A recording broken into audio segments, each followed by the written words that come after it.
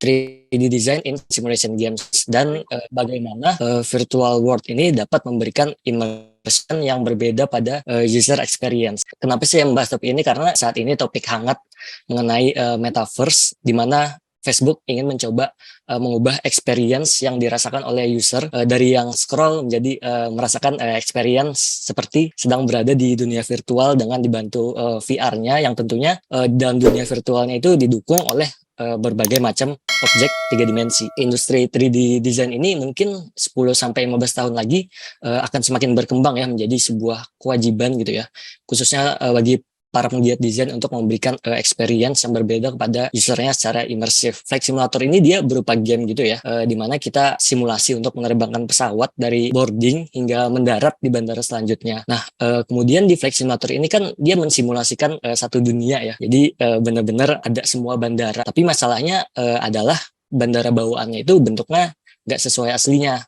Microsoft itu dia menyediakan software development kit untuk third party atau komunitas gitu ya, yang mau bikin bandara custom agar sesuai dengan yang aslinya. Nah, di sini ya contohnya bisa dilihat di bawah ini kan ada bangunan ya. Nah, di sini tuh yang membuat bangunan-bangunannya seperti terminal, kemudian tower, kemudian ground markingnya itu pihak ketiga atau third party. Kumpulan dari bangunan yang dibuat third party ini biasa disebut scenery. Kemudian selain itu yang biasa dibuat pihak ketiga ada juga seperti aircraft gitu ya.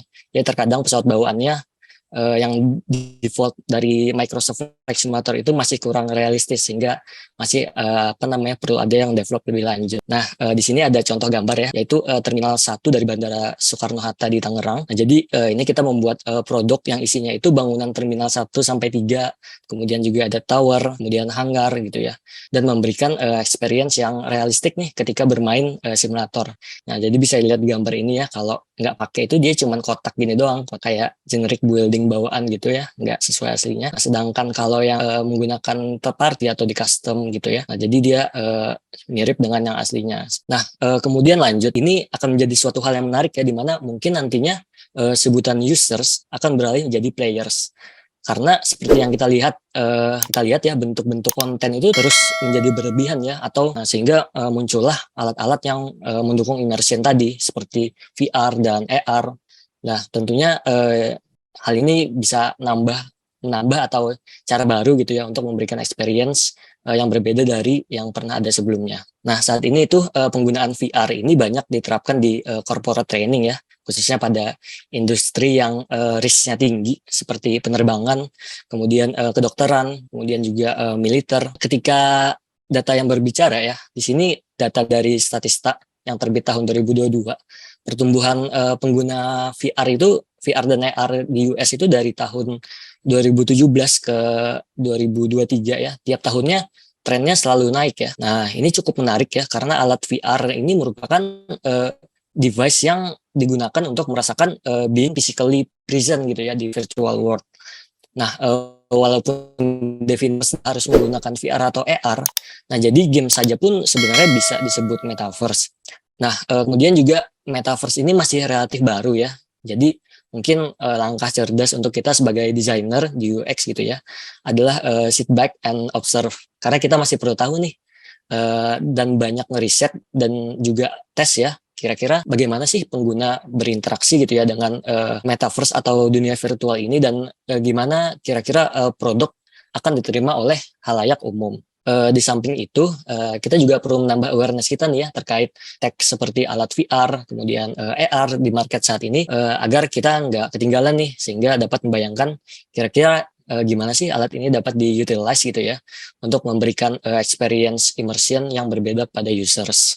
Kira-kira apa sih yang dibayangkan responden gitu ya ketika mendengar istilah metaverse gitu. Nah, ini secara keseluruhan yang dibayangkan adalah immersive experience, pengalaman baru ya untuk berekspresi. Nah, baik itu untuk sosialisasi maupun juga eksplorasi ya. Kemudian yang masih dibingungkan yaitu belum kebayang nih kira-kira gimana sih bentuknya, dan juga masih skeptis ya apakah beneran bisa diwujudkan gitu ya. Nah, kemudian juga untuk yang di dislike-nya yaitu memerlukan device yang high-end, headset VR yang saat ini masih costly. Poin berikutnya yaitu nggak ada aturan di dalam dunia virtual. Nah, seperti yang kita tahu, cyberbullying itu kayak masih sering terjadi gitu ya. Nah, karena jangan sampai dunia virtual ini dibuat untuk kebebasan berekspresi, namun orang jadi nggak beretika gitu ya, dan melakukan tindakan yang tidak senonoh gitu ya karena kebebasan itu tadi. Kira-kira apa sih pendapat kualitatif responden terkait metaverse ini? Pada intinya, mereka itu menilai prospek metaverse ini bagus dan akan menjadi tempat baru ya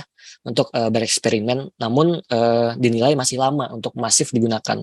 Yang mau saya highlight adalah dari riset ini, mereka menganggap metaverse itu harus menggunakan device yang high-end.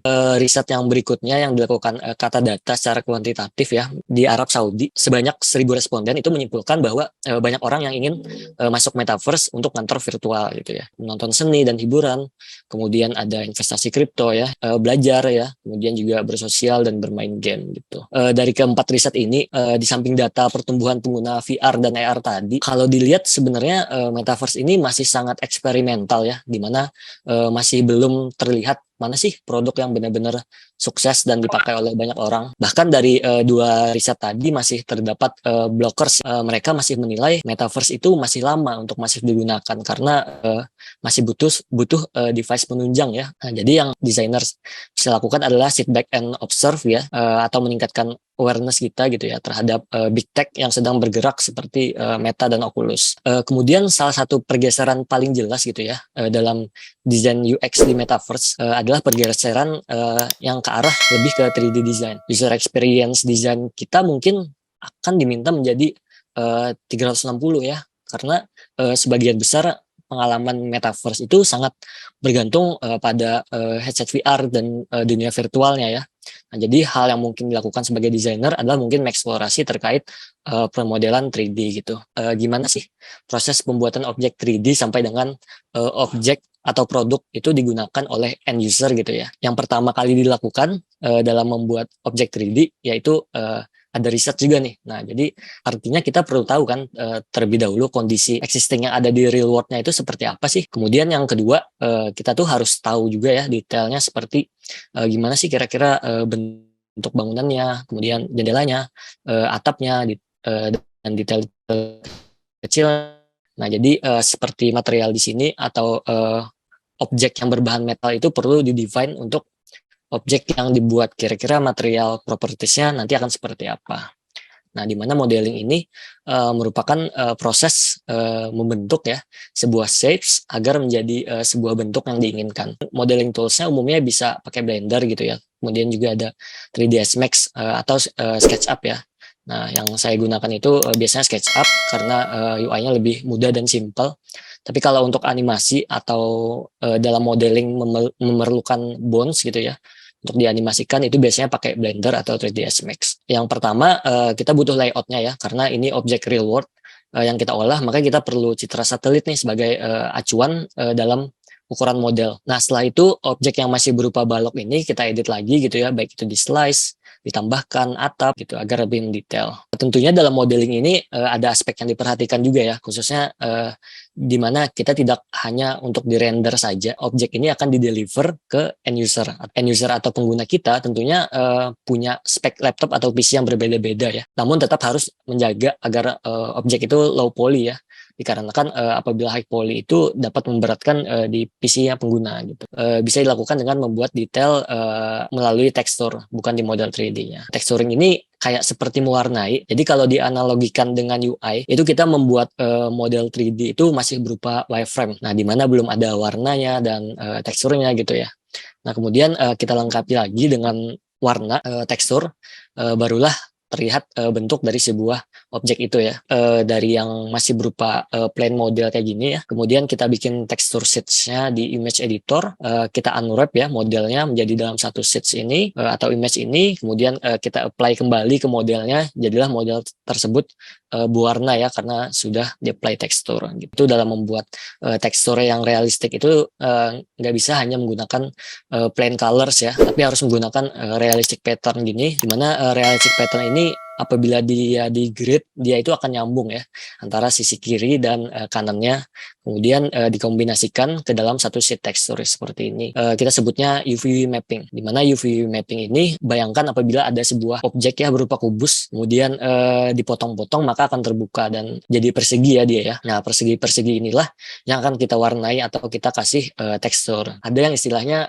namanya material. Material ini dia mengontrol bagaimana sebuah 3D objek itu akan tampil di layarnya pengguna. Nah, bisa dilihat di sini ya perbandingannya sebelum dan sesudah. Jadi bentuk terminalnya itu di atasnya itu kayak menyerupai kubah masjid ya. Tentunya kubah masjid itu nggak datar seperti ini ya, namun dia agak sedikit memantulkan cahaya ya karena bahannya. Nah, itulah yang kita sebut material. Sebuah tekstur ini apabila dia dibuat material akan menjadi seperti yang sebelah kanan ini. Dia lebih terlihat detailnya, kemudian patternnya, terus bagian mana saja yang ada reflectionnya gitu ya. Kemudian teman-teman kalau biasanya main game nih, khususnya yang high end gitu ya, pernah notice nggak sih ada perbedaan gitu ya di antara setiap sisinya? Ada yang terlihat metalik, kemudian ada juga yang terlihat kasar gitu ya. Nah, biasanya kalau di game engine itu, lagi game engine yang terbaru ya, biasanya ada fitur yang namanya Physically Based Rendering atau disingkat PBR. Nah, di mana kita bisa ngatur tuh terkait properties dari material, apakah lebih kasar atau metalik yang digambarkan dalam diagram ini ya. Jadi semakin besar jumlahnya, nilainya akan semakin metalik. Setelah seluruh objek terbuat, tadi sudah kita model ya, kemudian kita kasih tekstur dan kita define materialnya. Saatnya kita akan ekspor objek yang sudah kita buat untuk dimasukkan ke dalam game atau mungkin bisa nyebutnya virtual world gitu ya. Nah, di proses ini kita ngelakuin ekspor model ya dan tekstur yang udah kita buat. Kemudian model 3D yang udah dibuat tadi di placing gitu ya, posisinya di game yang kita tuju. Nah, di sini juga ada proses testing ya, di mana kita harus mastiin apakah objek 3D yang sudah dibuat udah sesuai gitu ya dengan yang kita inginkan. Karena kira-kira nanti bagaimana nih akan tampil di PC dengan spek yang berbeda gitu. Nah, kemudian ketika semuanya udah jadi satu kesatuan ya, produk kita deliver ke end user dan di situ perlu adanya getter feedback ya, seperti bug yang ditemukan gitu ya, dan tentunya kritik dan saran dari user gitu ya. Kemudian kita iterasi lagi dari awal proses yang udah kita lakuin biar bisa digunakan lebih baik oleh pengguna. Mungkin sekian sharing saya tadi seputar research, kemudian juga insight terhadap metaverse dan komponen pendukung virtual world yaitu 3D objects ya, dan gimana proses pembuatannya berdasarkan pengalaman saya sebagai 3D designer.